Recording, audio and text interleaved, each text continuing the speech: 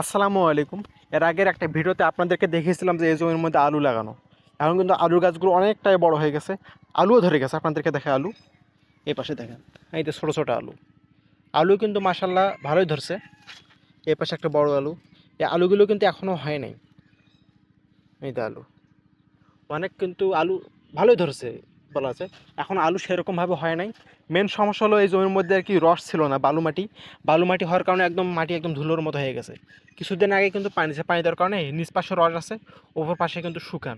মানে যতটুকু পানি দেওয়া গেছে অতটুকুর মধ্যে রস আছে, ওপর কিন্তু শুকান। মানে পানি আসছিল না, সঠিক সময় পানি না দেওয়ার কারণে রস শুকিয়ে যাওয়ার কারণে একদম দেখেন ওই পাশে গাছগুলো মারা যাওয়ার মতো অবস্থা হয়ে গেছে।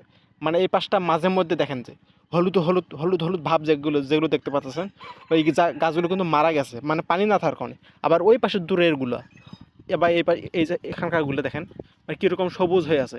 মানে যেখানে রস ছিল ভালো, মানে ভালো পরিমাণে, এই জায়গার গাছগুলো একদম সবুজ হয়ে আছে। আর যেখানে রস ছিল না একদম ওইরকমভাবে মারা যাওয়ার মতো অবস্থা হয়েছে। তারপরে আমরা কিন্তু পানি দিছি, পানি দেওয়ার কারণে এখন মোটামুটি গাছগুলো ভালোই আছে। তারপরে আপনাদেরকে আরেকগুলো দেখাই, যে আমরা যে রসুন পেঁয়াজ গাছছিলাম একদম ওই পাশে, ওইগুলো দেখাই চলেন।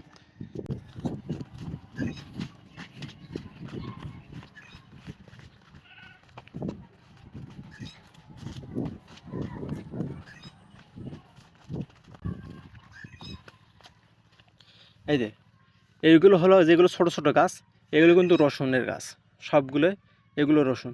আর এই পাশে হলো ঢেড়ুয়া পেঁয়াজ বা ঢেড়ু পেঁয়াজ।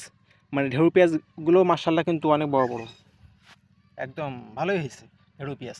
রসুন এখনও কিন্তু সেরকমভাবে হওয়া শুরু হয়নি, কিন্তু গাছ মোটামুটি, গাছের কোয়ালিটি বা গাছের কন্ডিশন মোটামুটি ভালোই আছে।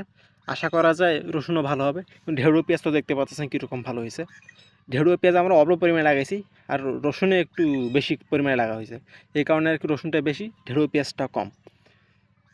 আশা করি সব কিছুই আলু, রসুন, পেঁয়াজ এবারে কিন্তু আমরা এই জমির মধ্যে প্রথম লাগাইছি, বা এবারে আমরা এই জমির মধ্যে প্রথম কোনো কিছু ফসল চাষ করছি। এরা কিন্তু পড়েই ছিল বলা যায়, ওইরকমভাবে চাষ করা হয়নি, এবারে প্রথম আর কি এই জমির মধ্যে চাষ করা।